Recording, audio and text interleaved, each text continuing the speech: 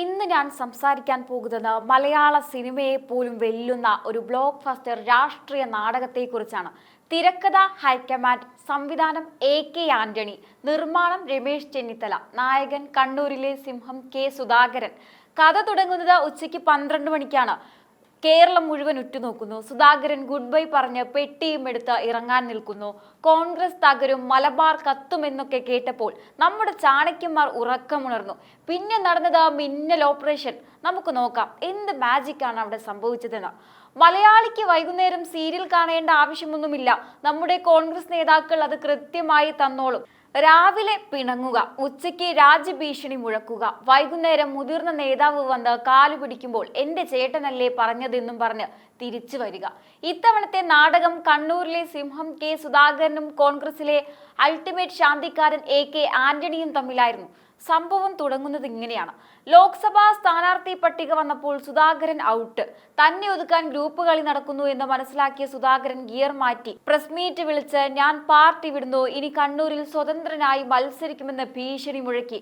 ശരിക്കും പറഞ്ഞാൽ ഇതൊരു ബ്ലാക്ക് മെയിലിംഗ് തന്ത്രമായിരുന്നു. എനിക്ക് സീറ്റ് തന്നില്ലെങ്കിൽ പന്തൽ ഞാൻ പൊളിക്കുമെന്ന മട്ടിലായിരുന്നു സിംഹത്തിന്റെ ഗർജനം. ഇതോടെ കോൺഗ്രസ് ക്യാമ്പിൽ പരിഭ്രാന്തിയായി. ഇതൊക്കെ കണ്ടിട്ട് രമേശ് ചെന്നിത്തല ചെയ്തത് എന്താ അറിയോ? പുള്ളിയുടെ ഇപ്പോഴത്തെ മെയിൻ ജോലി ആരെങ്കിലും പിണങ്ങി പെട്ടിയും എടുത്ത് ഇറങ്ങുന്നുണ്ടോ എന്ന് നോക്കി നടക്കുക. സുധാകരൻ ഗുഡ് ബൈ പറയാൻ പോകുന്നു എന്ന് കേട്ടതും ചെന്നിത്തല ഗിയർ മാറ്റി. ചെന്നിത്തലയുടെ ഫോൺ കോൾ ലിസ്റ്റ് എടുത്തു നോക്കിയാൽ കാണാം. രാവിലെ സുധാകരനെ വിളിക്കുന്നു, ആന്റണിയെ വിളിക്കുന്നു, രാഹുൽ ഗാന്ധിയെ വിളിക്കുന്നു. സത്യത്തിൽ ചെന്നിത്തല ഒരു പബ്ലിക് റിലേഷൻ ഓഫീസറായി മാറിയിരിക്കുകയാണ്.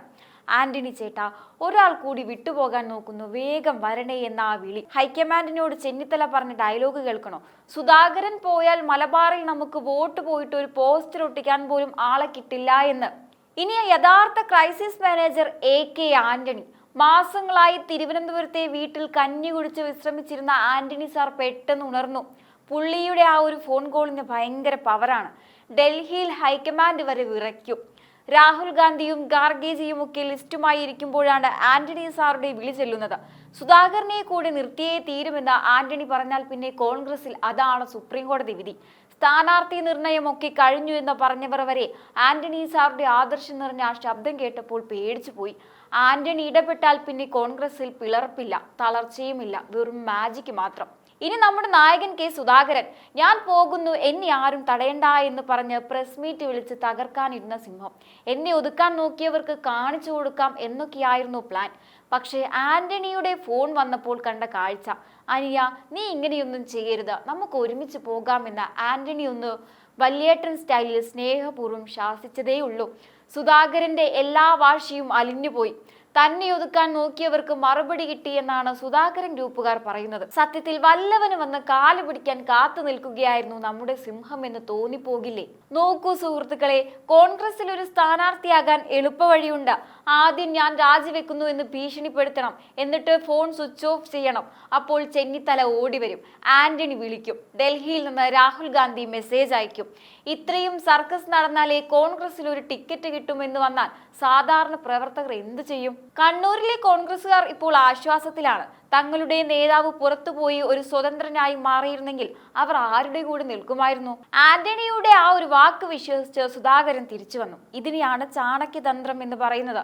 സ്വന്തം വീട്ടിലെ തല്ലുമാറ്റാൻ മൂത്ത കാരണവർ ഇടപെടേണ്ടി വരുന്ന അവസ്ഥ. എന്തായാലും കോൺഗ്രസിലെ ഈ റിവേഴ്സ് ഗിയർ ഓപ്പറേഷൻ വൻ വിജയമായിരിക്കുന്നു. ആന്റണി വീണ്ടും ചാണക്യനായി, ചെന്നിത്തല നല്ലൊരു പബ്ലിക് റിലേഷൻ ഓഫീസറായി, സുധാകരൻ സീറ്റും വാങ്ങി സീറ്റിലിരുന്നു. UDF ക്യാമ്പിൽ ഇപ്പോൾ വലിയ ഊർജമാണത്രേ. പ്രിയപ്പെട്ട കോൺഗ്രസ് നേതാക്കളെ, നിങ്ങൾ ഈ കാണിച്ചു കൂട്ടുന്ന നാടകങ്ങൾക്കൊക്കെ കണ്ട് ജനങ്ങൾ ചിരിക്കുകയാണെന്ന് നിങ്ങൾക്ക് ഇനി എന്നാ മനസ്സിലാവാൻ പോകുന്നത്? ഒരു സീറ്റിന് വേണ്ടി പാർട്ടി വിടുമെന്ന് ഭീഷണിപ്പെടുത്തുന്നതും എന്നിട്ട് മുതിർന്ന നേതാക്കൾ വന്ന് കാല് പിടിക്കുമ്പോൾ തിരിച്ചു വരുന്നതും കാണുമ്പോൾ നിങ്ങൾ എങ്ങനെയാണ് വിശ്വസിക്കുക? കോൺഗ്രസ് എന്ന പാർട്ടി വീണ്ടും വീണ്ടും തെളിയിക്കുകയാണ് ഇത് വെറും പദവി മോഹികളുടെ കൂട്ടമാണെന്ന്. ഇനിയെങ്കിലും ജനങ്ങളുടെ മുന്നിൽ ചിരിക്കാൻ ഇടവരുത്താത്ത രീതിയിൽ രാഷ്ട്രീയം കളിക്കാൻ നിങ്ങൾക്ക് സാധിക്കുമോ? എന്തായാലും സുധാകരൻ സ്ഥാനാർത്ഥിയായി, ആന്റണി വീണ്ടും ചാണക്യനായി. പക്ഷേ സാധാരണക്കാരന്റെ കണ്ണിൽ നിങ്ങൾ വീണ്ടും കോമഡി താരങ്ങളായി മാറി. കോൺഗ്രസ് വീണ്ടും വീണ്ടും ഒരു കാര്യം തെളിയിച്ചുകൊണ്ടേയിരിക്കുകയാണ്, ഇത് നിലവാരമില്ലാത്തവരുടെ ഒരു കൂട്ടമാണെന്ന്. ഒരു തിരഞ്ഞെടുപ്പ് വരുമ്പോൾ ജനങ്ങളുടെ പ്രശ്നങ്ങൾ ചർച്ച ചെയ്യുന്നതിനു പകരം സീറ്റിന് വേണ്ടി സ്വന്തം പാർട്ടിക്ക് ഗുഡ് ബൈ പറയുന്ന നാടകമാണ് നിങ്ങൾ കണ്ടത്. സുധാകരൻ വടിയെടുക്കുന്നു, ചെന്നിത്തല ആന്റണിയെ വിളിക്കുന്നു. ഇതൊക്കെ കാണുമ്പോൾ സഹതാപമാണ് തോന്നുന്നത്. ഇവരൊക്കെയാണ് നാട് ഭരിക്കാൻ ഇറങ്ങുന്നതെന്ന് ഓർക്കുമ്പോഴാണ് അത്ഭുതം. കണ്ണൂരിലെ കരുത്ത് നിന്ന് പറയുന്ന കെ സുധാകരൻ സീറ്റിന് വേണ്ടി കളിച്ച കളി കണ്ടില്ലേ? അതാണ് ഏറ്റവും വലിയ നാണക്കേട്. ഞാൻ പോകുന്നു, എന്നെ ആരും തടയണ്ട എന്ന ഭീഷണി, പാർട്ടി വിടുമെന്ന് പറയുന്നതൊക്കെ എത്ര തരം താഴ്ന്ന പരിപാടിയാണ്. ഒരു രാഷ്ട്രീയ പാർട്ടിയിലും നിൽക്കാൻ പോലും ഇത്രയും തരം താഴ്ന്ന രീതിയിൽ ബ്ലാക്ക്മെയിലിംഗ് നടത്തുന്ന ഒരു നേതാവിനെ കുറിച്ച് എന്ത് പറയാനാണ്? ഇവർക്ക് നിലവാരമില്ല എന്ന് ഇവർ തന്നെ തെളിയിക്കുകയാണ്. കോൺഗ്രസ് നേതാക്കളെ, നിങ്ങൾ ഈ കാണിക്കുന്ന ഓരോ കോമാളിത്തരങ്ങളും നിങ്ങളുടെ തന്നെ നിലവാരമില്ലായ്മയാണ് തുറന്നു കാണിക്കുന്നത്. ജനങ്ങളെല്ലാം കാണുന്നുണ്ട്, അവർ പരിഹസിക്കുന്നുണ്ട്. ഇനിയെങ്കിലും സ്വന്തം നിലവാരം തിരിച്ചറിഞ്ഞ് പെരുമാറാൻ നിങ്ങൾക്ക് കഴിയട്ടെ. അപ്പോൾ സുഹൃത്തുക്കളെ, നിങ്ങൾ ഈ കണ്ട നാടകങ്ങളൊക്കെ വിരൽ ചൂണ്ടുന്നത് ഒരേ ഒരു കാര്യത്തിലേക്കാണ്. കോൺഗ്രസ് എന്ന പ്രസ്ഥാനം ഇന്ന് എത്രത്തോളം തരം താഴ്ന്ന അവസ്ഥയിലെത്തിയെന്ന സത്യത്തിലേക്കാണത്. ഒരു കാലത്ത് വലിയ ആദർശങ്ങൾ പറഞ്ഞിരുന്നവർ ഇന്ന് വെറും പദവികൾക്കും സീറ്റുകൾക്കും വേണ്ടി പരസ്യമായി തെരുവിൽ തല്ലുകൂടുകയാണ്. ജനങ്ങൾക്കിടയിൽ തങ്ങൾ എത്രത്തോളം പരിഹാസരാകുന്നു എന്ന് ചിന്തിക്കാൻ പോലും ഇവർക്ക് സമയമില്ല. ആരെങ്കിലും ഒന്ന് പിണങ്ങിയാൽ ഉടനെ പിന്നാലെ ഓടാനും കാലു പിടിക്കാനും വീടുകൾ കയറി നിരങ്ങാനും തയ്യാറാകുന്ന ഈ നേതാക്കളെ കാണുമ്പോൾ ശരിക്കും സഹതാപം തോന്നുകയാണ്. ഇതൊക്കെ കാണുന്ന സാധാരണ ജനങ്ങൾ മണ്ടന്മാരാണെന്നാണ് ഇവർ കരുതുന്നത്. വിലക്കയറ്റം കൊണ്ടും തൊഴിലില്ലായ്മ കൊണ്ടും ജനം വലയുമ്പോൾ ഇവർ സ്വന്തം ഗ്രൂപ്പിനും കസേരയ്ക്കും വേണ്ടി ഡൽഹിയിലേക്കും മുതിർന്ന നേതാക്കളുടെ വീട്ടിലേക്കും നെട്ടോട്ടമോടുകയാണ്. ജനങ്ങൾക്ക് കണ്ട് ചിരിക്കാൻ ഓരോ ദിവസവും പുതിയ പുതിയ കോമാളിത്തരങ്ങൾ ഇട്ടുകൊടുക്കുന്ന ഈ നേതാക്കൾക്ക് ഇനിയെങ്കിലും ആരെങ്കിലും ഒന്ന് ബുദ്ധി പറഞ്ഞു കൊടുക്കാമോ? നിങ്ങളുടെ ഈ ഈഗോയും അധികാരത്തോടുള്ള ആർത്തിയും കണ്ട് ജനം മുഖം തിരിക്കുകയാണ്. സ്വന്തം പാർട്ടിക്കുള്ളിലെ ഒരു ചെറിയ പ്രശ്നം പോലും മാന്യമായ രീതിയിൽ പരിഹരിക്കാൻ കഴിയാത്ത ഇവർ എങ്ങനെയാണ് ഒരു നാട് ഭരിക്കാൻ പോകുന്നത്? ഓരോ തവണയും ഇനി ഞങ്ങൾ നന്നാകുമെന്ന് പറയുന്നതല്ലാതെ നിലവാരമില്ലായ്മയുടെ പുതിയ ആഴങ്ങൾ തേടി പോകുന്ന കാഴ്ചയാണ് നിങ്ങൾ ഈ കാണുന്നത്. ഈ സർക്കസ് ഇനി എത്ര കാലം തുടരുമെന്ന് ആർക്കും അറിയില്ല. പക്ഷേ ഒന്നുറപ്പാണ്, നിങ്ങളുടെ ഈ ഓരോ നീക്കങ്ങളും കോൺഗ്രസ് എന്ന പാർട്ടിയുടെ അന്ത്യം കുറിക്കാൻ മാത്രമേ സഹായിക്കുകയുള്ളൂ. നിങ്ങളോടുള്ള ഈ സഹതാപം അവസാനിക്കുന്നത് നിങ്ങളുടെ ഈ അധികാര മോഹത്തോടുള്ള പുച്ഛത്തിലാണ്. ജനങ്ങൾ എല്ലാം കാണുന്നുണ്ട്. ഇനിയെങ്കിലും സ്വന്തം നിലവാരം തിരിച്ചറിഞ്ഞ് പെരുമാറാൻ നിങ്ങൾക്ക് കഴിയണം. നാണമില്ലേ നിങ്ങൾക്ക് ഇങ്ങനെ അധികാരത്തിന് വേണ്ടി തമ്മിൽ തല്ലാൻ?